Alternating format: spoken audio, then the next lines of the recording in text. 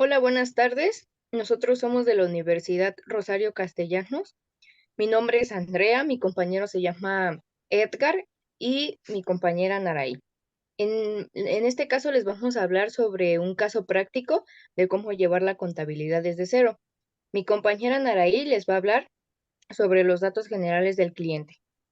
Ok, aquí en los datos generales del cliente al que le vamos a realizar su contabilidad desde cero, nos dice que su nombre o bien su razón social es IRC, Empresa Mexicana CADCB, es decir, que es una sociedad anónima de capital variable. También tenemos su RFC, su régimen fiscal, que en este caso es una persona moral, su actividad, que es la compra y venta de artículos de computación, su domicilio fiscal y sus obligaciones contables y fiscales, es decir, llevar una contabilidad electrónica, emitir estados financieros y presentar sus diferentes impuestos. Ahora bien, mi compañero Edgar les va a hablar acerca de los datos informativos que tenemos con respecto a esta empresa. Ok, los datos informativos que nos proporcionó nuestro cliente para llevar su contabilidad desde cero es que el 31 de diciembre del 2019 nos da la siguiente información, en el cual podemos observar que hay dos socios. Hubo una inversión de 300,000 pesos desde el capital aportado en dinero y en mercancías, el cual el socio A aportó 100,000 pesos en dinero y el socio B 200,000 pesos en mercancías. El siguiente dato nos dice que la ganancia de lo que vende la empresa va a ser del 30%. Okay. Y este dato es importante porque lo vamos a ocupar en el estado de resultados. Ahora bien, también nos comparte lo que es su estado de cuenta bancaria, donde podemos ver todos los retiros y todos los depósitos que ha tenido esta empresa en el mes de enero del 2021. Y bueno, aquí porque hay una diferencia de ejercicio, es decir, del año, bueno, porque la empresa se constituyó en el año 2019. Sin embargo, sus operaciones iniciaron en 2021, ¿de acuerdo? Bueno, ahora mi compañera Lisbeth les va a hablar acerca de este CFDI. Bueno, como podemos ver, es un CFDI. En la parte superior dice que es un comprobante fiscal digital por Internet que emite la empresa de IRC a la... Ahí podemos observar que los datos del receptor a quien la empresa emite es Asajasta, Asesoría Administrativa Jurídica Automovilística de Transporte de CADCB. En los mismos datos aparece el RFC del receptor, el método de pago, que esto es muy importante, es un PUE, y lo explicaremos después a qué se refiere, el uso de CFDI, que son gastos en general, y la forma de pago, esto también es muy importante, y a continuación lo veremos. Es en efectivo, el folio fiscal, el número de comprobante, la fecha de expedición, que en este caso es del 2 de enero del 2021. Más abajito encontramos la cantidad, unidad, clave de unidad, descripción, precio unitario e importe. En la unidad nos dice que fueron dos, digo en la cantidad. En la unidad dice, bueno, ya es un concepto que tienen ahí predefinido. La clave de unidad también es algo que te emite ya el SAT. La descripción es un mouse. El precio unitario son 600 y como vemos, si multiplicamos 600 por 2, el importe nos da de 1200. En la parte de abajito nos aparece el desglose de lo que son el importe, el descuento, el subtotal y el IVA. El importe son 1200, descuento que nosotros estamos aplicando son 100. El subtotal, bueno, la diferencia del importe y el descuento y el IVA que el IVA que se calcula. Se le está Y trasladando. ajá, y el total. Y bueno, en la parte de más abajito encontramos el número de serie del certificado de sello digital. Esto es como un candado que emite el SAT para tener más control del uso de estas FDIs. Sí. Bueno, únicamente les vamos a hablar sobre dos CFDI y los demás los vamos a ir viendo a detalle. El CFDI que acabamos de ver es la factura que realizó nuestra empresa por una venta, ¿de acuerdo? Ahora mi compañero Edgar les va a hablar de este CFDI, que es diferente. Este no se trata de una venta, sino de un pago de nómina. Sí, como bien lo menciona mi compañera, lo que estamos viendo aquí es un recibo de nómina de un trabajador que tiene la empresa, el cual los datos que aparecen en este recibo son en su registro patronal, el nombre del trabajador, su RFC, su CURP, su salario diario que le proporcionó la empresa, lo que va a ganar el trabajador, el salario diario integrado, el salario base de cotización, su tipo de salario que es ya puede ser fijo, mixto o variable, su folio fiscal, el número de comprobante, el lugar y fecha de expedición cuando se hizo este recibo, su forma de pago que va a ser transferencia, su folio interno, el departamento en donde está, el puesto que ejerce este empleado, el periodo que es en el periodo donde El periodo trabajado por el que ajá, se el le va a periodo pagar. trabajado, la quincena que trabajó, sus días trabajados, las faltas que obtuvo, su jornada que es diurna y el contrato que puede ser indeterminado o determinado. Al igual aquí podemos ver que cuenta con varias deducciones, el cual es el ISR, el IMSS y ese trabajador tiene crédito de Infonavit. Ok, perfecto. Ahora sí vamos a dar paso a lo que es nuestra contabilidad desde cero. Aquí vamos a iniciar con el registro contable, ¿de acuerdo? El registro contable básicamente es ese formato o ese papel de trabajo en donde vamos a anotar todas nuestras transacciones de acuerdo a la actividad o todas las actividades, operaciones que se esté realizando en el periodo, es decir, en el mes. Entonces, bueno, el primer registro que tenemos, importante mencionar, todos los estados financieros que se emitan tienen que contener tres partes. La primera parte serían los datos de la empresa, es decir, su nombre o razón social, su régimen, el, el papel de trabajo que se va a realizar, la fecha del periodo y indicar la moneda que se esté ocupando, ¿de acuerdo? O ahora sí que la cifra. Entonces aquí vemos que este registro contable, voy a hacer más grande, tantito. Este registro contable es del 1 de enero al 31 de diciembre del 2019. ¿Ok? Contiene lo que es la fecha, el código, póliza, concepto, cargo y abono. Entonces, nada más para que se pueda visualizar mejor, lo voy a enseñar con el ejemplo. Es este. Ok, aquí nos dice que la empresa el 31 de diciembre cuenta con una aportación, ¿de acuerdo? Entonces vamos a indicar lo que es nuestra primera aportación, que sería la aportación en efectivo. Entonces, como es una aportación del socio A en efectivo, va a entrar a lo que es nuestra caja. Por ende, se va a cargar. Y como sale de nuestro socio, se va a abonar a lo que es el capital social. O sea, aquí ya ponemos nuestro primer asiento con la fecha del 31 de diciembre de 2019. La póliza es de ingreso. La cuenta sería caja, donde entra el efectivo.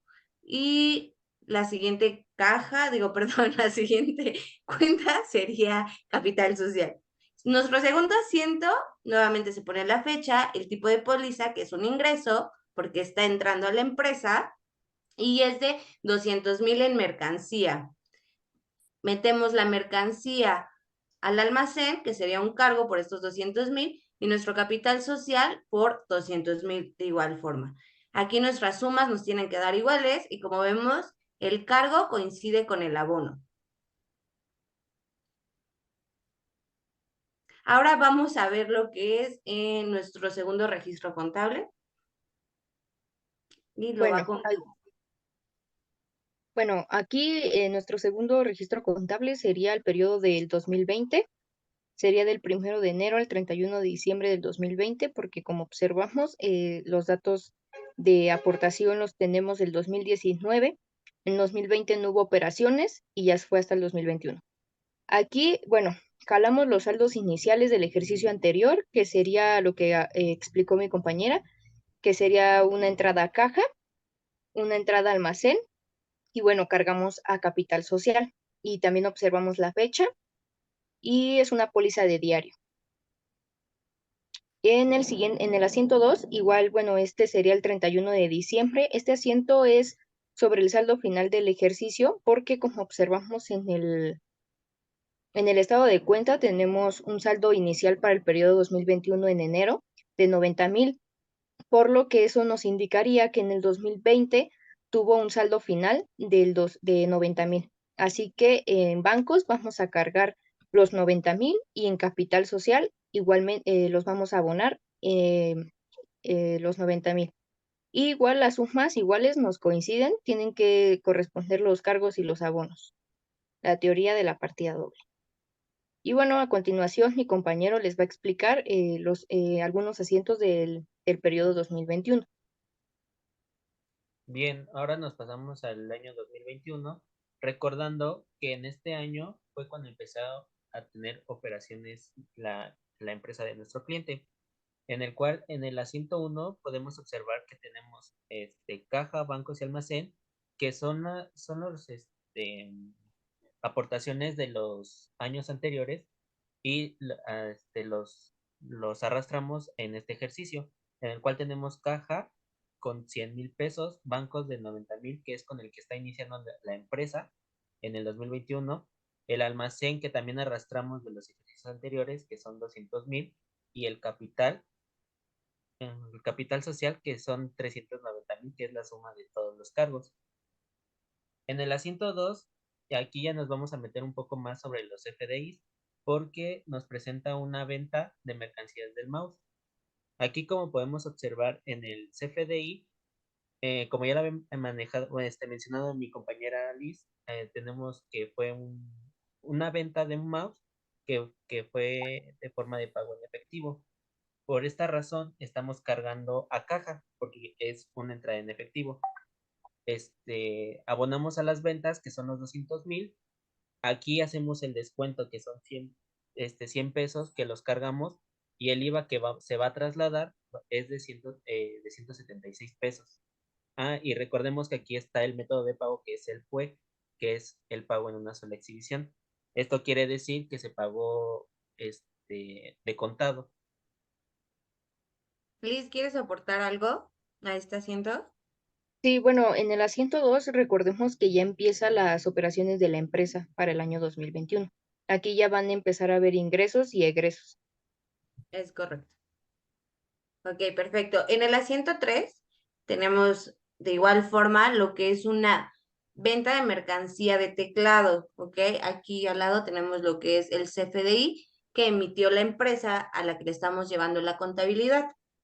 Entonces, aquí podemos observar en el CFDI el método de pago, que es un pago en parcialidades o diferido, ¿ok? Y la forma de pago fue en efectivo. Entonces, ¿cómo sabemos si al final de nuestro periodo se pagó o no se pagó? Si lo contabilizamos o hacemos una provisión por el pago en parcialidades o diferido. Bueno, tenemos que buscar lo que es el importe o bien el total no es en efectivo, ¿verdad? Ok, Sí. olvídelo, eso no, eso es en otra cosa, perdón, no es cierto. Bueno, aquí, perdón, el asiento que vamos a realizar va a ser de una venta, vamos a cargar, perdón, sí, cargar a caja Es el nuestro asiento 3, total. amiga. ¿Eh? Es el Estoy asiento 3. confundida. ¿Cuál estoy haciendo? El El 3, 3. ¿verdad? Ujú. Ujú. Sí, con razón, estaba como confundida, lo siento. Bueno, aquí cargamos a caja los 580, que sería nuestro total del CFDI. A venta, como se realizó una venta, abonamos a la venta los 600 por el importe. En esta venta se realizó lo que es un descuento de 100, que también hay que contabilizarlo y lo vamos a cargar a su cuenta, que es descuento. Y importante, pues sacar lo que es el IVA trasladado, que el IVA trasladado es cuando tú realizas una venta, cuando tú compras, te trasladan un IVA. Y cuando tú vuelves a revender ese mismo artículo, tienes que por obligación trasladarle al cliente el IVA, ¿ok? Entonces, en este caso de la venta ya con el descuento, nuestro IVA trasladado es de 80 pesos. Y luego tenemos nuestro siguiente CFDI, que este CFDI ya no es por una compra, por una venta, sino más bien es por gasto por servicios profesionales, ¿ok?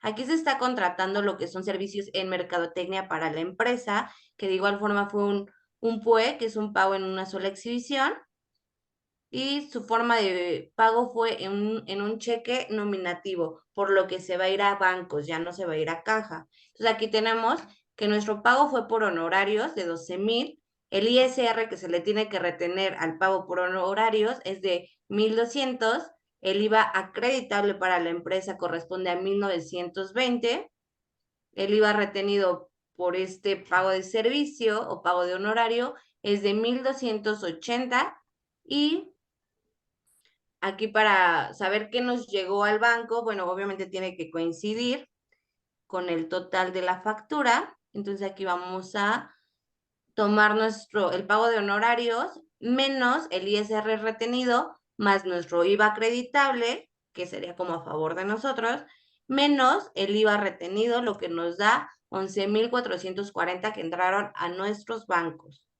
Perdón, no es cierto. Que salieron. Bueno, ahora En vamos nuestro, con el asiento 5. sí, en el asiento 5 es una venta de mercancía de laptop de Mac. Podemos observar que el método de pago es un PUE.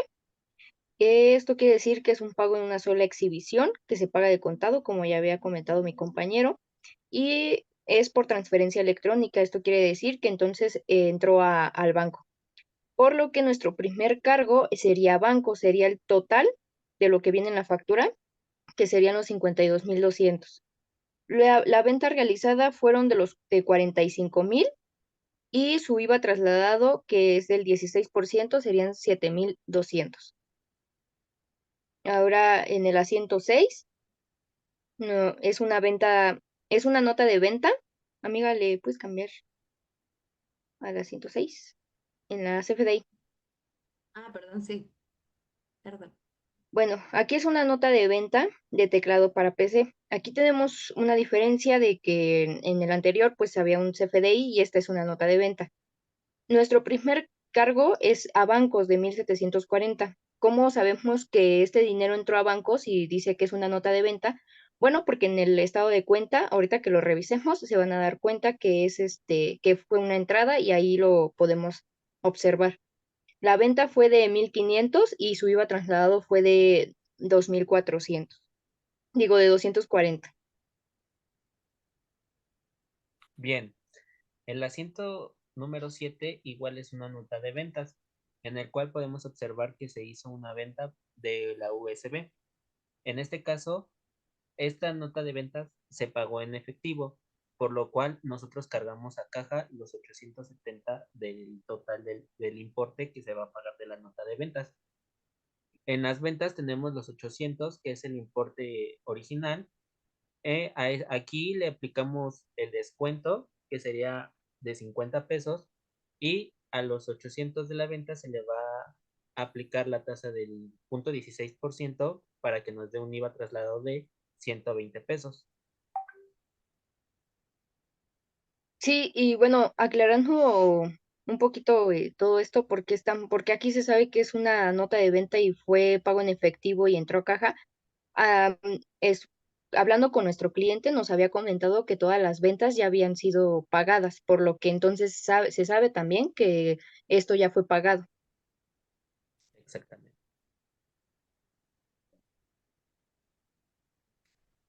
El asiento 8 es igual por una venta que se hizo una venta de mercancías de teclado, en el cual igual el método de pago fue aquí en el de PPD, que es en pago en parcialidades o diferido.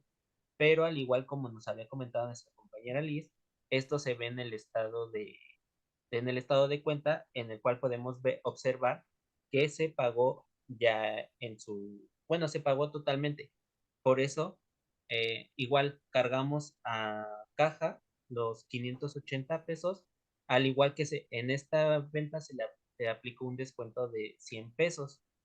La venta original fueron de 600 pesos y a ese le vamos a sacar el IVA trasladado de 0.16, que nos da un total de 80 pesos. Perfecto. Bueno, ahora tenemos lo que es nuestro primer pago de nómina correspondiente A la primera quincena. a la primera quincena. Sí, es correcto. Bueno, en este pago de nómina, ¿cómo se hace el registro de un pago de nómina, no? Bueno, pues tenemos que poner nuestra cuenta de sueldos y salarios. Vamos a cargar el monto que percibe nuestro trabajador, que sería en este caso los 5,000. Recordemos que una empresa, una persona moral, tiene la obligación de retener el ISR a su trabajador. Entonces, en este caso, el ISR retenido. Es arriba, mi amiga, Oye, en el asiento 9. así, y yo como que aquí está mal, ¿no? Bueno, ok, el Continúa. ISR retenido va a ser por el 0.07 y nos va a dar un total de ISR de 350. Y lo podemos corroborar en ahora sí que en nuestro pago de nómina, y aquí está, ¿no? ISR 350. También, obviamente, dimos de alta a este trabajador en el IMSS, y por eso también se tiene que hacer una retención que cubre el mismo trabajador, que sería en este caso de 60, porque es del 0.012%, ¿ok? Y entonces lo que salió de nuestro banco, ¿qué va a ser? Pues bueno, a los sueldos y salarios, bueno, el sueldo y salario que percibe, le vamos a restar lo que es el ISR retenido y el IMSS retenido, y entonces lo que se le pagó a nuestro trabajador en su primera quincena, contando que no faltó ningún día, pues son 4,590 pesos, que fue lo que percibió en su primera quincena. ¿Ok? Después tenemos lo que es un CFDI por el arrendamiento de nuestro único local. Entonces, para realizar este registro contable, pues vamos a poner el costo de nuestra renta, ¿no? Que son, bueno, nuestro gasto, más bien, no es un costo, es un gasto, que es de 50,000 pesos. Aquí tendríamos un IVA acreditable por 8,000 y de igual forma tenemos que retenerle, ahora sí que, pues que sería como a nuestro proveedor, le tenemos que retener el ISR y el IVA. Sí, se le hacen las retenciones porque recordemos que es un servicio. Eso también lo vamos a ver posteriormente.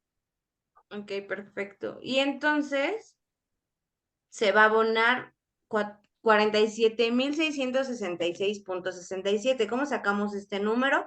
Bueno, del costo de nuestro arrendamiento, le sumamos nuestro IVA por acreditar, le restamos el ISR retenido y le restamos el IVA retenido. Entonces, lo que le pagamos por arrendamiento a nuestro proveedor en este caso son 47,666,67, lo que salió de bancos, porque los impuestos se quedan, aunque no son nuestros, los tenemos que retener para después poderlos declarar y pagar, ¿de acuerdo? Ok, y ahora vamos a ver el asiento 11, Sí, que lo va a compartir. ¿Quién quiere? yo, el Ujú. asiento, bueno, retomando un poquito lo anterior, en el de arrendamiento no sale de bancos, ya que es un pago en una sola exhibición. Y cuando chequemos el estado de cuenta, nos vamos a dar cuenta que no sale de bancos. ¿Esto qué quiere decir? Que en ese periodo no se pagó, sino que se hizo en un pago que se hizo pago en parcialidades, por lo que por ende no se toma de bancos. Entonces, bueno, ahora, gastos de alimentos. Esto de gastos de alimentos lo cargamos a gastos varios. ¿Por qué a gastos varios? Porque nosotros le preguntamos a nuestro cliente que si ese gasto lo hacía para darle alimento a sus trabajadores o qué tipo de uso le estaba dando a este gasto. Y nos comentó que sí, que en ocasiones pues él llega a ayudar con alimentos a sus clientes, por lo que lo metimos en gastos varios. Y nos dice la factura que fue un pago en una sola exhibición, en efectivo, por lo que sale de caja. ¿Esto qué quiere decir? Que lo vamos a abonar en caja. Esto no tiene un IVA porque en este caso, como son alimentos, no aplicaría el IVA. Y bueno, ahora vamos a explicar el asiento 12. El asiento 12 es la compra de mobiliario de oficina. Eh, Ahí nos dicen la CFDI que fue un pago igual en una sola exhibición y que fue con tarjeta de crédito. Esto quiere decir que igual sale de bancos. En la descripción nos dice que fue un escritorio, por eso sabemos que es una compra de oficina, de mobiliario de oficina. Vamos a cargar a mobiliario y oficina los 20,000 pesos, que es el importe. Vamos a aplicar un descuento de 5,000. Aquí vamos a tener mucho ojo cómo lo vamos a manejar, porque después lo vamos a utilizar. Después tenemos un IVA acreditable, que este fue un IVA que nosotros ya pagamos efectivamente, de 2,400, por lo que en bancos nosotros vamos a estar pagando ya en su totalidad, con el descuento, con el IVA acreditable, un total de 17,400. Sí, perfecto. Y bueno, aquí en el asiento 3, pues bueno, es el segundo pago de nómina, que básicamente es el mismo que les había comentado anteriormente. Sin embargo, aquí la única diferencia es que de su segundo pago de nómina se agrega su crédito Infonavit, ¿de acuerdo? Es decir, lo que está pagando este trabajador por adquirir el crédito o por participar en el crédito que Infonavit ofrece para vivienda o para construcción. Entonces aquí ya se le está haciendo ese descuento o bien esa retención Esa para deducción. posteriormente, no, es es un cobro, realmente es lo que el trabajador le paga al Infonavit por haber adquirido una vivienda o por haber pedido el dinero para construir. O sea, son como las mensualidades que se le descuentan. Bueno, sí, las mensualidades, porque solo es una mensualidad. Entonces el patrón lo retiene y se lo manda el Infonavit, básicamente. Y bueno, aquí, bueno, que sería este. Aquí ya nada más tenemos los últimos dos asientos, que es, bueno, ¿quién lo quiere explicar? Es acerca de la Comisión. comisión bancaria que tenemos y del costo de lo Bueno, vendido. Bueno, aquí las comisiones bancarias se dan, o más bien son cargos financieros que los bancos adeudan con la contraprestación por los servicios que presentan en algunas transacciones que realizan ellos. Anteriormente, en algún CFDI vimos que hubo una transacción, entonces eso es lo que generó una comisión bancaria, por lo cual nos da 399 pesos. A esa transacción bancaria le estamos reteniendo un IVA, que es el 16%. Si es el 16%, recuérdame. Sí, tiene que ser del 16. El IVA en México es del 16%. Ujú. Ok, se le retiene el IVA del 16% y entonces lo que nosotros vamos a pagar va a ser un total de 462,84 pesos, que es lo que va a salir de nuestros bancos.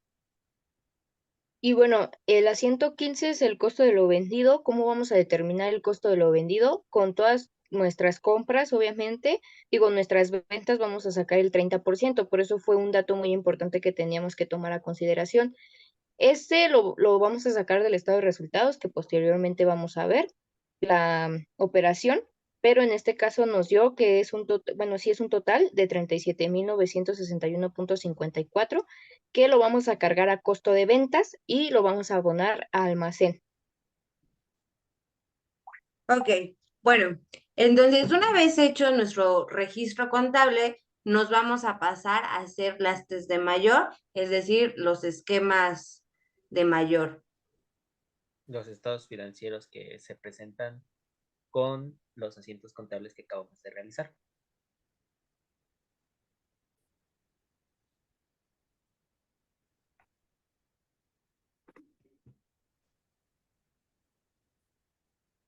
Ok, ahora vamos a explicar cómo se realizan los esquemas de mayor. Para esto es importante saber que los esquemas de mayor son una herramienta que nos van a mostrar de forma resumida todas nuestras transacciones del negocio agrupadas por cuentas contables. Esto nos permitirá tener una visión más general de cómo se están distribuyendo nuestros recursos financieros dentro de la empresa. ¿Okay? ¿Quién nos quiere explicar? Ok. Para realizar los esquemas de mayor, como ya lo comentó mi compañera, es el resumen de lo que se hizo de los asientos contables. En este caso, tendríamos que vaciar todas las cuentas que tenemos en los asientos contables a un esquema de mayor, pero esto se va conforme a cada cuenta, o sea, tenemos que abrir un esquema de mayor a cada cuenta. Una vez realizado eso, tenemos que checar las cantidades que tenemos en tal cuenta. Por ejemplo, en caja ponemos todos los movimientos que se obtuvo durante el periodo que se realizó en los asientos contables y al final tenemos que sumarlos. Eso nos da un saldo deudor y un movimiento deudor y un movimiento acreedor. Para sacar el resultado, tenemos que agarrar el número mayor. En este caso, el número mayor que nos dio fue el saldo, el movimiento de deudor. Esos le tenemos que restar los 220 que está del lado acreedor y así nos da como resultado final el saldo deudor de 103,086. Con este ejemplo tenemos que hacer todas esas todos esos esquemas de mayor con esas cuentas y es el mismo procedimiento, ya que los saldos finales que nos den nos van a ayudar para realizar tanto el balance general, el estado de resultados y otros estados financieros. Liz, ¿quieres aportar algo? No, Ok. Bueno, entonces a grandes rasgos así se van a realizar nuestros esquemas de mayor. Por ejemplo, aquí podemos ver que tenemos números. Estos corresponden al número de asiento. Entonces, nada más como un ejemplo rapidísimo. En nuestro asiento número 1 tenemos 100,000 en caja, que corresponde a los 100,000 que aportó, perdón, nuestro saldo inicial en caja, más bien, porque estamos en el periodo de enero del ejercicio 2021. Entonces, a grandes rasgos, vamos a ir haciendo por asientos nuestras test de mayor con su cuenta para al final tener pues nuestro saldo deudor y nuestro saldo acreedor, que esto tiene que dar una suma igual. ¿Okay? Entonces, nada más para recordar que estos son los movimientos, estos son los saldos, y bueno, estos son la suma de los movimientos que se realizaron durante el periodo. Ahora nos vamos a ir con la balanza de comprobación del del ejercicio 2021, periodo enero. bueno, la Entonces balanza ahí, de comprobación es una lista de todas las cuentas de catálogo contable, activos, pasivos, las cuentas capital y las cuentas de estado de resultados, que serían las ingresos, costos y gastos, y también las cuentas de orden. En ellas se registran tanto los movimientos de cada cuenta como sus saldos. En general, se utiliza para comprobar que los saldos deudores y acreedores sean iguales. Como podemos observar ahí en la pantalla, tenemos todas nuestras cuentas de activo eh, en forma de catálogo, obviamente, donde se muestra, por ejemplo, activo es la cuenta mayor, que sería 100. Activo circulante tenemos la caja, bancos, almacén, IVA acreditable, IVA por acreditar, y ya después tenemos la subcuenta de activo, que sería activo no circulante, en este caso sería mobiliario y equipo. Podemos ver que los movimientos igual son deudor y acreedor, donde se pone, esto lo agarramos básicamente de nuestras T's o de nuestros registros, donde en los saldos finales nos va a dar la resta que ya previamente habíamos también sacado de los esquemas de mayor. Y ahora nos vamos a ir al estado de resultados. vamos a hacerlo grande. Igual, únicamente vamos a hablar del estado de resultados del ejercicio 2021 en el periodo de enero. Bueno, es importante decir que el estado de resultados nos va a mostrar la utilidad o la pérdida, perdón, la pérdida que ha generado el negocio durante el periodo de enero, en este caso. Y bueno, aquí se toma básicamente en cuenta todos los ingresos y todos los gastos. Un estado de resultados nos permite evaluar la rentabilidad de nuestro negocio, en este caso la rentabilidad de la compra y venta de artículos de computación. Entonces, en la primera parte de nuestro estado de resultados tenemos nuestras ventas totales, perdón, nuestras ventas netas. ¿Cómo se sacan nuestras ventas netas? Bueno, a nuestras ventas totales les vamos a restar la devolución sobre ventas menos las rebajas sobre ventas, y en este caso nos da unas ventas netas de 49,350. Después nos vamos a ir a las compras netas. Para sacar nuestro resultado de compras netas, tomamos el valor de nuestras compras, le sumamos los gastos que se generaron por estas compras. Esto nos va a dar el total de las compras totales, y a este resultado le tenemos que restar la devolución y la rebaja sobre ventas para que nos dé nuestras compras netas. En este caso, con nuestro cliente tiene, pues ahora sí que el saldo en ceros, porque no hubo compras. Después, para sacar nuestro costo de ventas, agarramos nuestro inventario inicial más las compras netas, que nos va a dar el total de nuestras mercancías, y a eso le vamos a restar nuestro inventario final. Para sacar nuestra utilidad o bien nuestra pérdida bruta, que esto es antes de impuestos, hay que tomar nuestras ventas netas y restarle nuestro costo de venta, que en este caso pues nos da una utilidad de 11,388,46. Luego vienen los gastos de operación, que este monto se determina tomando nuestro gasto de venta más gastos de administración más gastos de financiamiento menos nuestros productos productos financieros. En este caso nos está dando un gasto de operación por un monto de 72,339. Y por último, para sacar nuestro resultado integral o bien nuestro resultado del ejercicio, vamos a tomar la utilidad bruta que nos dio aquí arriba, menos los gastos de operación, que nos va a dar igual a la utilidad de operación, que en este caso nos sale negativo, con un monto de menos 61,010,54 pesos. A esto le vamos a restar nuestros otros gastos, que, bueno, este es de los gastos de alimentación, más otros productos. Esto nos va a dar la utilidad o la pérdida antes de impuesto. Como tenemos una cifra en negativo, bueno, cuando tenemos una cifra en negativo, ya no se sacan impuestos porque estamos teniendo una pérdida. Entonces, nuestra pérdida del ejercicio o de nuestro periodo, mejor dicho, es de menos 61,230,54. Sí, también, bueno, comentábamos, ¿te puedes regresar a la hoja del estado de resultados? Sí. Habíamos comentado ya en los asientos contables que cómo sacar el costo de venta que habíamos cargado y abonado, cargado en costo de venta y abonado en almacén. ¿Le puedes dar F2, por favor? Sí.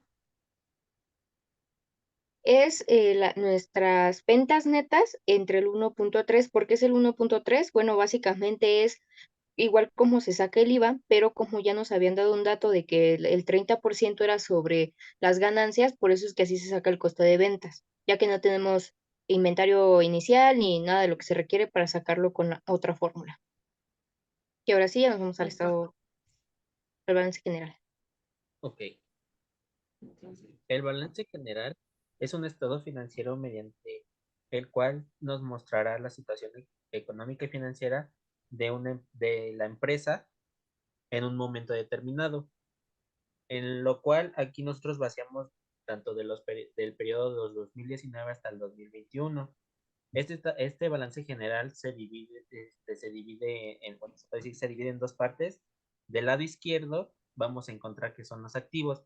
Los activos se dividen tanto activos circulantes como activos no circulantes. Aquí tenemos que poner las cuentas que corresponden tanto a los activos circulantes y tanto los activos no circulantes. Estas cantidades las arrastramos ya sea desde los esquemas de mayor o desde la balanza de comprobación, recordando que las cantidades son el saldo final que nos da de las operaciones. En el lado derecho encontramos el pasivo y el capital. El pasivo se divide a corto plazo y a largo plazo.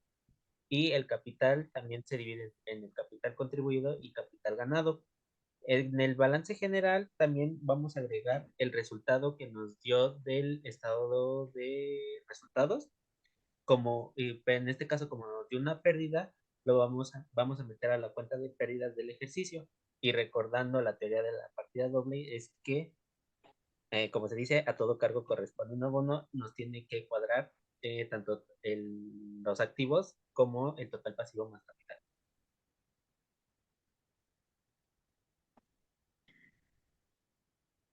Súper. Bueno, ahora nos vamos a ir al estado de flujo de efectivo, que este muestra todas nuestras entradas y todas nuestras salidas de efectivo durante el periodo determinado, que en este caso es del periodo de... Bueno, es comparativo.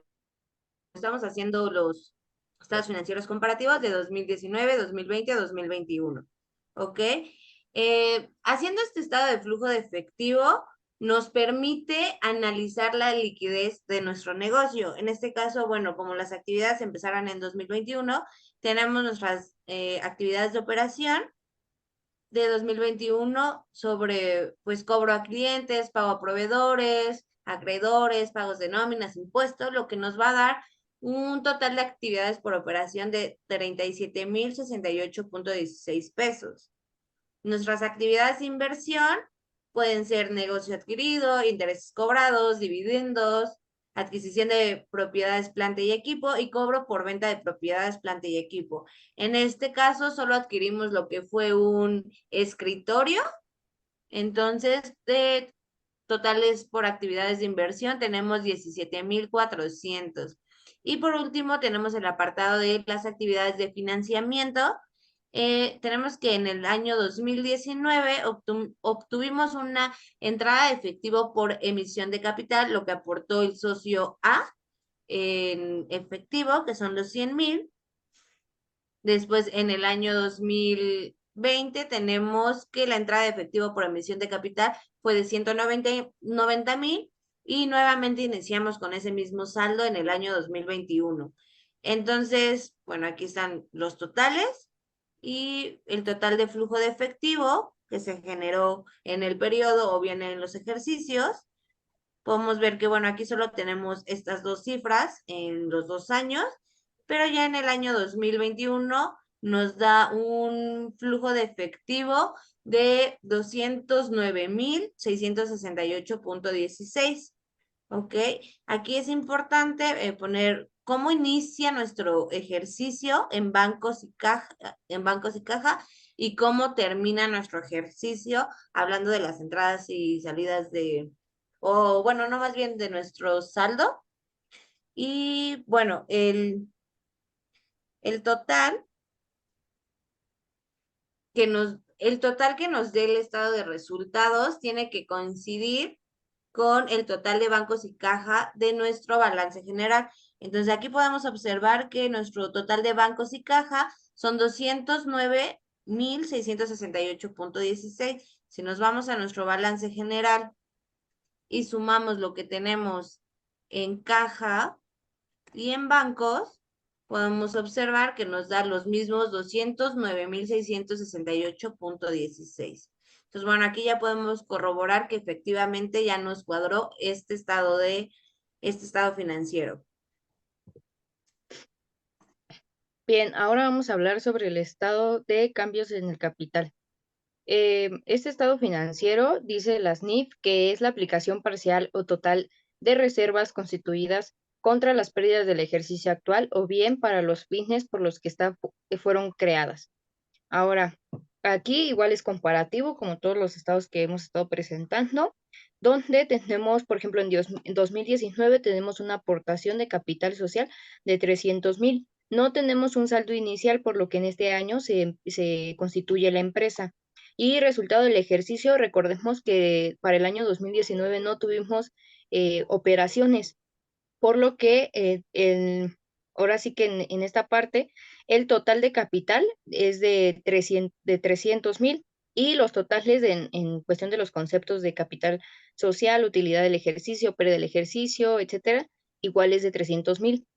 Y para el 2020 es básicamente lo mismo y para el 2021 es saldo inicial, lo teníamos recordando en 2020 los 390,000 y en este caso sí tuvimos una pérdida que son los 61,230,64. A esto, bueno, si hacemos las sumas tanto vertical como horizontal, nos tiene que dar el mismo resultado, que es, en este caso serían los 328,769,46. Ah, Y más este barato. sería el estado de variación en el capital.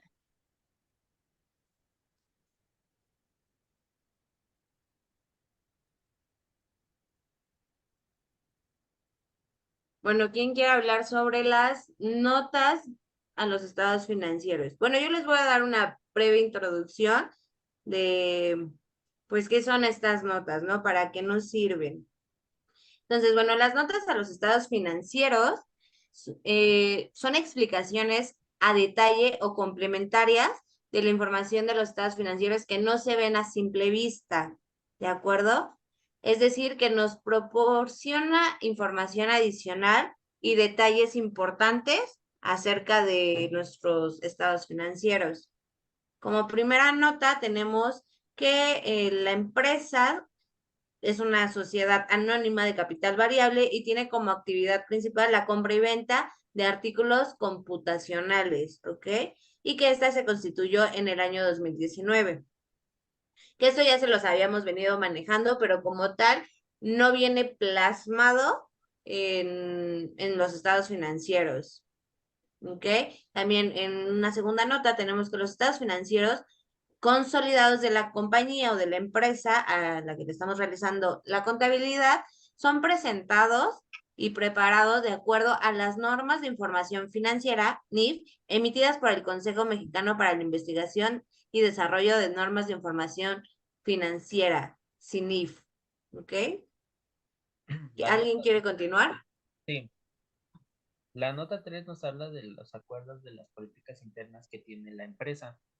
Por ejemplo, una de las políticas es que bueno, una de las políticas de la entidad es la depreciación acumulada de maquinaria y equipo.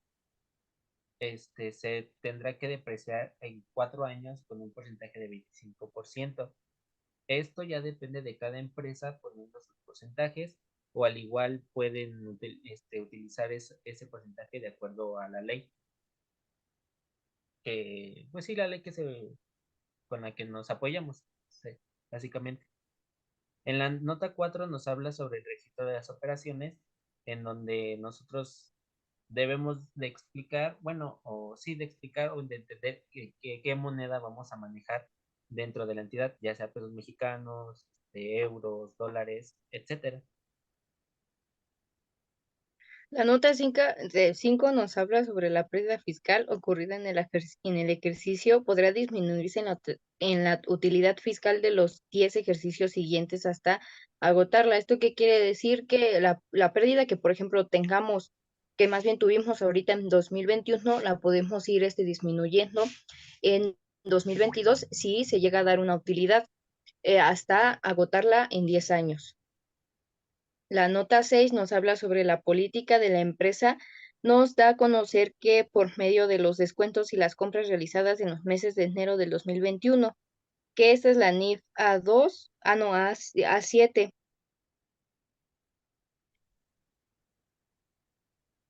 Ok, perfecto. Y bueno, ya en la nota 7 tenemos que el mobiliario y equipo se va a depreciar en los años de uso entre el valor en libros y esto, bueno, esto viene en la NIF C y NIF C 15 y NIF C 6, que habla justo sobre, ahora sí que el deterioro del valor de nuestros activos. Y por último tenemos algunos fundamentos que pues vienen establecidos en los estados financieros. Les voy a mencionar algunos.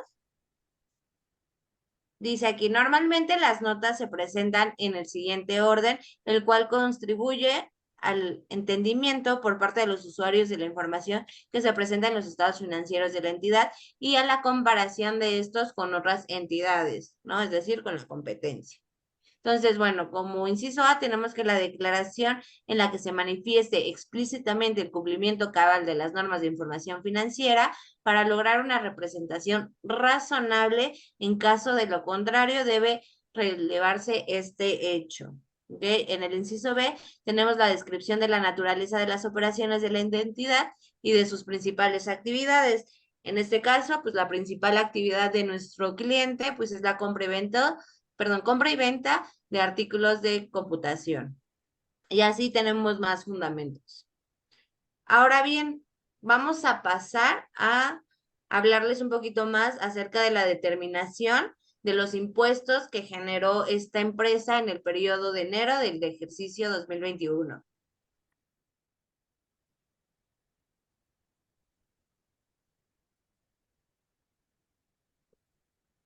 Bueno, ahora ya vamos a darle paso a la última parte de este ejercicio, este caso práctico, que es determinar los impuestos que generó la empresa durante su periodo de enero en el ejercicio 2021.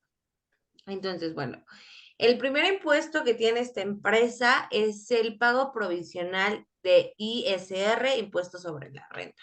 Bueno, ¿cómo vamos a determinar o calcular este impuesto?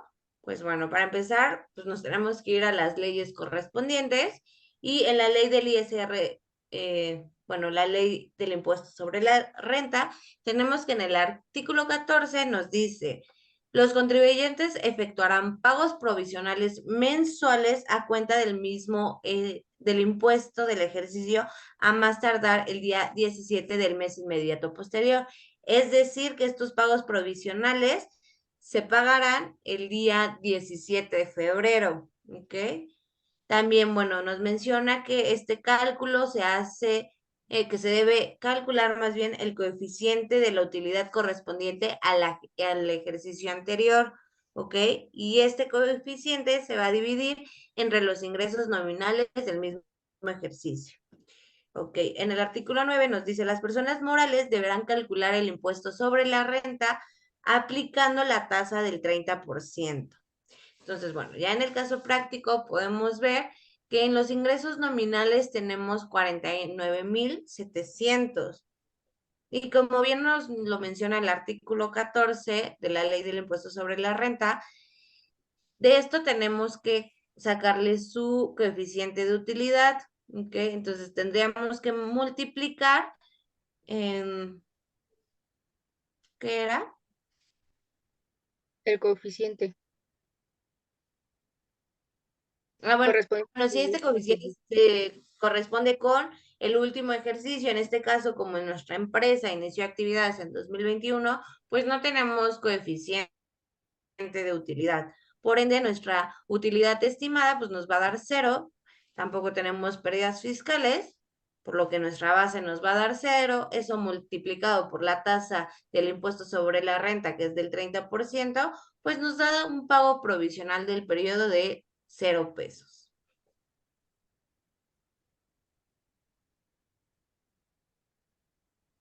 Aquí mi compañero Edgar les va a hablar sobre el IVA a pagar. Ok. El IVA a pagar también se va a calcular conforme a los fundamentos del artículo sobre la ley del impuesto sobre la renta, en el cual nos habla de un artículo que es el primero, que nos dice que están obligadas al pago del impuesto al valor agregado establecido en esta ley las personas físicas y las morales que en territorio nacional realicen los actos o actividades siguientes, en la cual esta empresa de nuestro cliente se encuentra en la primera parte, que es lo sobre la enajenación de bienes. Otra parte que nos dice es que el impuesto se calculará aplicando la tasa del 16%. Sí, el 16%, y que el impuesto al valor agregado en ningún caso se considerará que forma parte de dichos valores. El contribuyente pagará en las oficinas autorizadas la diferencia entre el impuesto a su cargo y el que se hubiera trasladado o el que se hubiese pagado en la importación de bienes o servicios. Y por último nos dice que tratándose del impuesto al valor agregado trasladado que se hubiese retenido conforme a los artículos 1A y 18J fracción 2 inciso A de esta ley, dicha retención se entere en los términos y plazos establecidos en la misma. El impuesto retenido y enterado podrá ser acreditado en la declaración del pago mensual siguiente a la declaración en la que se haya efectuado el entero de la retención. Una vez leído esto, entonces lo que se tiene que hacer para sacar el IVA a pagar es lo que tenemos del IVA trasladado, tenerle que restarle el IVA retenido de la empresa. En este caso, nuestro cliente no tiene ningún IVA retenido en la empresa, por lo cual es cero, y se le tiene que restar también el IVA acreditable, que son los 4,383.84. Una vez restándole esas operaciones, nos da un IVA a pagar de 3,512.16, que es lo que se va a tener que pagar. Bueno, ahora vamos a hablar sobre el ISR de sueldos y salarios por pagar. Su fundamento lo encontramos en el artículo 94 de la Ley del Impuesto sobre la Renta, que se consideran ingresos por la prestación de servicios personales subordinados, los salarios y demás prestaciones que deriven de una relación laboral, incluyendo la participación de los trabajadores en las utilidades de la empresa y la prestación percibidas como consecuencia de la determinación de la relación laboral. El cálculo se determina de acuerdo al artículo 96 de la Ley del Impuesto sobre la Renta, y este dice que quienes hagan pagos por los conceptos a que se refiere este capítulo están obligados a efectuar retenciones y enteros mensuales que tendrán el carácter de pagos provisionales a cuenta del mismo anual, a cuenta del impuesto anual. No se efectuará retención o a las personas que del mes únicamente perciban el salario mínimo general correspondiente al área geográfica del contribuyente, y la retención se calculará aplicándola a la totalidad de los ingresos obtenidos en un mes del calendario lo siguiente. Y bueno, ¿le puedes subir tantito, por favor, amiga? Ahí tenemos, por ejemplo, que nuestro sueldo es de 10,000 pesos mensuales. El límite inferior lo vamos a tomar de la tablita que ahorita observamos, que es ese del límite inferior. Se lo vamos a restar a nuestro sueldo. De esa diferencia obtenemos la base. A esa base la vamos a multiplicar por la tasa, que también viene en nuestra tablita, y nos da como resultado nuestro resultado de 250.61. A este resultado le vamos a sumar la cuota fija, que son los 786, que también están en nuestra tablita, y eso nos da por igual a un ISR a pagar de 1,037.15. Ahora mi compañera Naraí les va a hablar sobre el ISR de retenciones de honorarios por pagar. Bueno, ¿quiénes están obligados al pago de este impuesto? Las personas físicas que perciban ingresos derivados de la relación de actividades empresariales o de la prestación de servicios profesionales, ¿ok? Eso viene fundamentado en el artículo 100 de la Ley del Impuesto sobre la Renta, y en el artículo 106 de la misma ley, en el párrafo cuarto, dice: cuando los contribuyentes presten servicios a las personas morales, estas deberán retener como pago provisional el monto que resulte de aplicar la tasa del 10% sobre el monto de los pagos que se efectúen, es decir, que se realicen. Entonces, bueno, aquí podemos ver que nuestros honorarios fueron de 12,000. Esto hay que sacarle el 10%, que es nuestra tasa a retener, y nos va a dar el total del ISR de retención que se hizo a los honorarios, que se debe de pagar, que nos va a dar 1,200 pesos. ¿Ok? Bueno, ahora mi compañero Edgar les va a platicar acerca del ISR de arrendamiento por pagar. Ok, el del arrendamiento por pagar es igual el artículo 116 en el párrafo tercero, que nos dice que cuando los ingresos a que se refiere este capítulo se obtengan por pagos que efectúen las personas morales, estas deben de retener como pago provisional el monto que resulte de aplicar la tasa del 10% sobre el monto de lo mismo, sin deducción alguna. Por otra parte, las personas morales están obligadas a efectuar la retención y que podrán optar por no proporcionar el comprobante fiscal a que se refiere el párrafo anterior, siempre que las personas físicas que hayan otorgado el uso o goce temporal de bienes les expida un comprobante fiscal. Y en el comprobante que se señale expresamente el monto del impuesto retenido.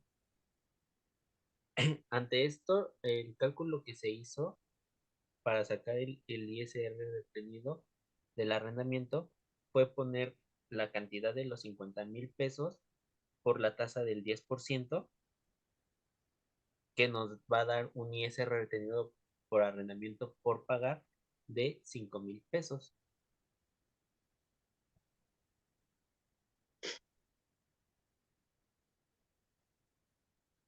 Ok, aquí mi compañero Edgar también les va a explicar acerca del IVA de retenciones a pagar. Las retenciones del IVA a pagar, sus fundamentos son la ley del IVA, el artículo primero A, el artículo 12, el artículo 17 y el artículo 18. El artículo primero A nos dice que están obligados a efectuar la retención del impuesto los que reciban servicios personales independientes o usen o gocen temporalmente los bienes prestados u otorgados por personas físicas. Por otra parte, el artículo 12 nos dice que para calcular este impuesto se tendrá que considerar como valor el precio, así como las cantidades que además se carguen o cobren al adquiriente por otros impuestos. El artículo 17 nos dice que la prestación de servicios tendrá la obligación de pagar el impuesto en el monto en el que se cobre efectivamente las contraprestaciones. Y por último, el artículo 18 nos dice que para calcular el impuesto, tratándose de prestaciones de servicios, se tendrán que considerar como el valor total de las contraprestaciones pactadas. Una vez entendiendo estos puntos, nos vamos al cálculo en el cual tenemos que primero vamos a sacar el arrendamiento, el IVA retenido del arrendamiento, que igual como ya lo tenemos, la cantidad son 50,000 pesos. A esos 50,000 pesos se le tiene que sacar el 16%, que nos da un total de 8,000 pesos. Y para sacar el IVA retenido, tenemos que dividir los 8,000 pesos entre las 2/3 partes del IVA del 16%, que nos da un total de 5,333.33 pesos. Ese es el IVA ese va a ser el IVA retenido por el arrendamiento. Y por el de honorarios es prácticamente lo mismo. Tenemos los 12,000 pesos. A esos 12,000 pesos le vamos a sacar el 16%. Y al igual, para sacar el IVA retenido, vamos a dividir el resultado del IVA por las 2/3 partes de la cantidad del IVA del IVA del 16%. Una vez teniendo esa cantidad, vamos a tener el IVA retenido por honorarios. Y el total de IVA retenido a pagar va a ser la suma del IVA retenido por arrendamiento y el IVA retenido por honorarios. Que en este caso, bueno, nos da 6,613.33. Bueno, ahora mi compañera Lisbeth les va a platicar acerca del impuesto sobre nóminas que se debe de pagar. Bueno, el impuesto sobre nómina establecido por el Código Financiero es una cuota que el Estado cobra por realizar transacciones en las relaciones laborales.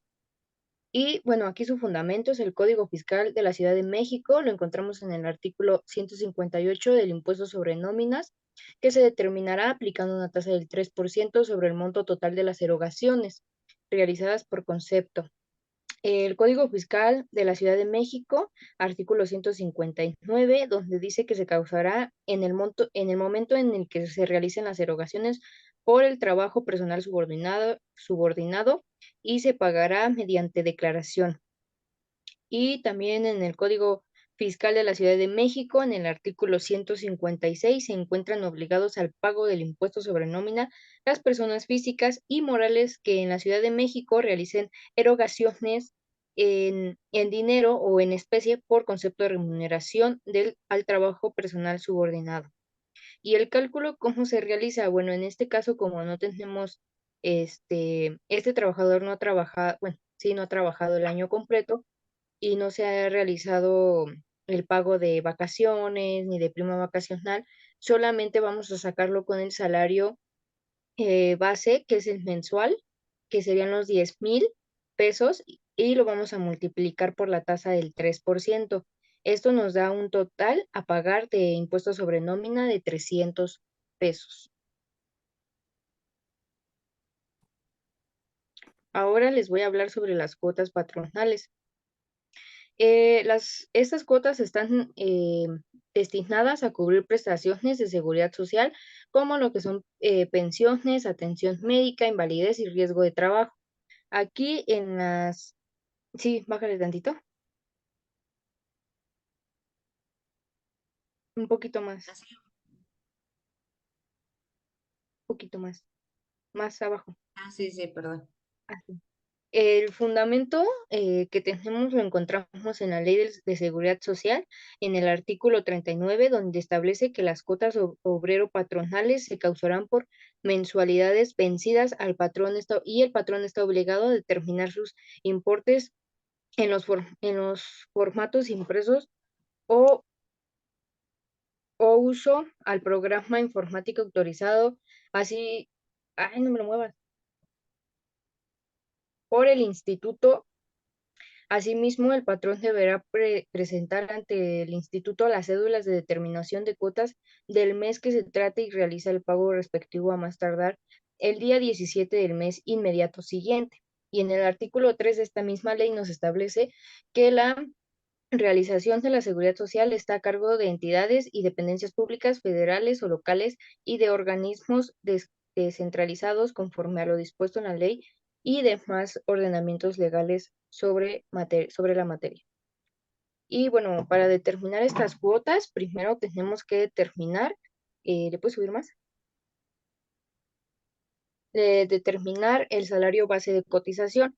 Para determinar el salario base de cotización necesitamos saber el salario diario. ¿Esto cómo se determina? Dividiendo la cantidad del sueldo mensual entre, entre 30, que ahí dice días trabajados, entre 30 obviamente. Bueno, aquí dice año, eso se refiere a que sería el año completo, los 365 días.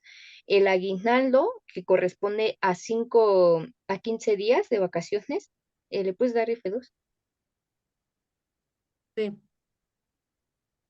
Ay, Que ese cómo se determina, bueno, lo vamos a determinar multiplicando el 6 por el 0.025, que esto, el 25% es la prima vacacional. Y bueno, ahí también nos da el 1.5 y la ¿suma de qué? ¿Le puedes recorrer tantito ¿cuál quieres? en donde dice suma de día? Bueno, ahí es el salario diario salario Ahí diario está. integrado. No, es que era recorrerlo, pero ya sí. Eso nos va a dar eso nos sirve para más bien, es la suma de nuestras prestaciones y eso nos sirve para determinar el factor del salario base de cotización, que eso también nos va a ayudar un poquito más adelante. Ahí tenemos la fórmula. y eso nos da como resultado el salario base de cotización, que si, bueno, en el registro contable pudimos observar que nos daba en el SFDI que le emitimos al trabajador en su comprobante de pago, que son los 348 punto, ¿le puedes dar enter? Sí. 348.40. Ahora, la determinación de los días trabajados, pues es el mes completo, el salario diario, lo corremos. La prima de riesgo, porque aquí la prima de riesgo es la mínima. Esta puede variar dependiendo el tipo de riesgo que el trabajador se encuentra al trabajo, y en este caso, como no es un trabajo que se determine que sufre mucho riesgo, se le da la mínima, y esto también puede ir cambiando conforme al año. Luego tenemos la UMA, que para el año 2021 corresponde a 89.62, el salario base de cotización que ya lo sacamos, y ese es las 3 veces UMA es la multiplicación de la UMA por 3. Y ya de ahí, bueno, tenemos que, ¿le puedes bajar este tantito? Sí. Ahí. Ahí vamos a empezar a determinar ya lo que es la cuota IMSS bimestre, porque recordemos que la cuota IMSS bimestre se paga en bimestre y la de Infonavit IMSS se paga bimestral. Perdón, la del IMSS es mensual. Entonces aquí tenemos el seguro, el riesgo de trabajo, enfermedades de maternidad, invalidez y vida, guarderías y prestaciones sociales, que eso se va a dividir en prestaciones, y en este caso va a haber patronal y obrera, pero en este caso como solo estamos determinando la patronal, en donde dice cuota fija por cada trabajador hasta por 3 veces suma es del 20.40. Estas las vamos a encontrar también en la ley del Seguridad Social, y las cuotas adicionales por la diferencia del salario base de cotización y tres veces suma es el 1.100. Y bueno, gastos médicos para pensionados y beneficiarios es del 1.050. Entonces, te puedes ir a donde dice importe, arriba, no, donde dice patrón, base salarial, importe, al lado. Ay, no, perdón, ¿dónde? No, no lo Ahí, visualizo. izquierdo, ¿Izquierda acá? ¿O ajá, y izquierda? dice importe, abajo, en los Ah, sí, 58.58. ya vi. Puedes ver Perdón. a eso ¿cómo lo vamos a determinar? Con el salario base de cotización por la prima de riesgo de trabajo por los días trabajados. Eso nos va a dar pues el importe, y ahí en donde dice los 548.47 también.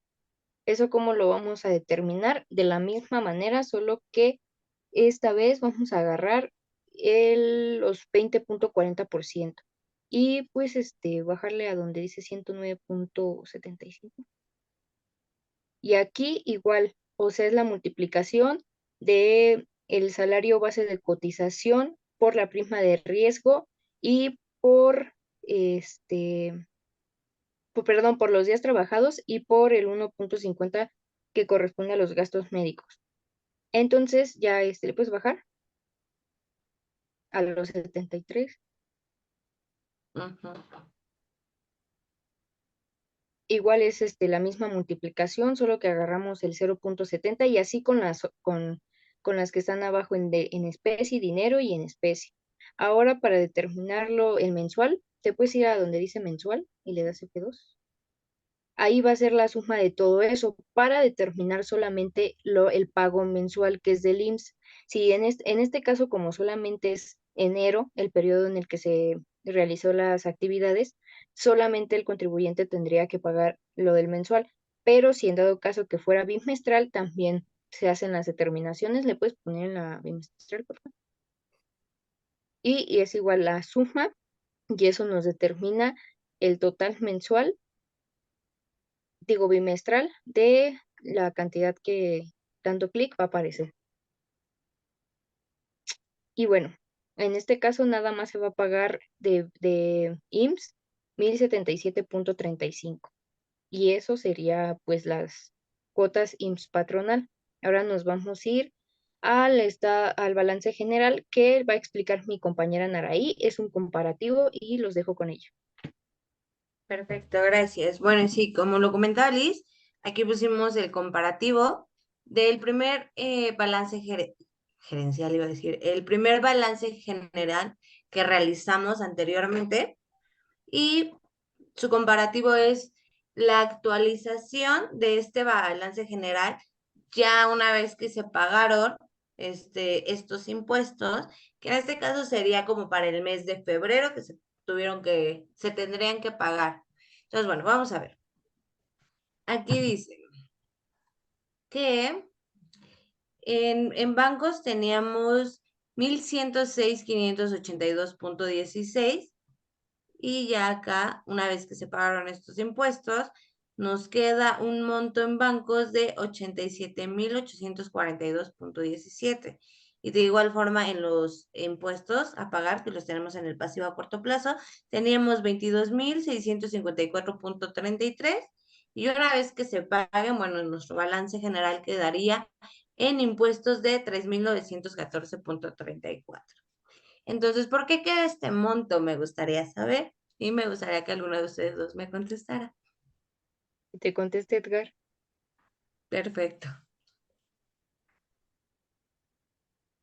Bueno, a ver, yo te contesto. Perfecto. Quien quiera, ¿eh? Dale ahí en 2021, dale F2. No nos va a aparecer porque... Espera.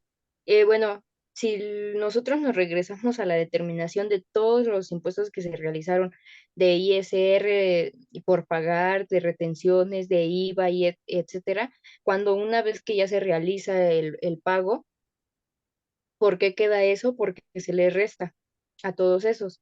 ¿Por qué queda un monto pendiente ahí? Porque acuérdate que en los, ¿cómo se llama? En los asientos contables, nosotros tuvimos un asiento de arrendamiento que ese no estaba efectuado todavía, o sea que no se había hecho el pago porque era un PPD. Entonces ese es el monto que correspondería a la retención y del IVA. Ok, perfecto. Bueno, entonces ya una vez aclarado este punto, pues vemos ahora sí que el saldo final que de nuestro balance general que nos da ya, ay, perdón. Bueno, teníamos 399,090,46 y nos quedaría pues ahora sí que total de activos y total de pasivos más capital de 350,47 pesos. Ok. Y bueno, con esto concluimos. La contabilidad es de cero. Espero pues haya Y la quedado claro. determinación. ¿Eu? Concluimos también la determinación de impuestos. Y su determinación de impuestos, es correcto. Si tienen cualquier duda, sugerencia, comentario, bueno, nos lo pueden hacer saber por medio de los comentarios y nosotros con gusto los vamos a leer y contestar. Naraí se va a encargar de contestar los mensajes y de atender sus dudas. Dudas. Sí, claro. Bueno, hasta luego. Bye. Adiós.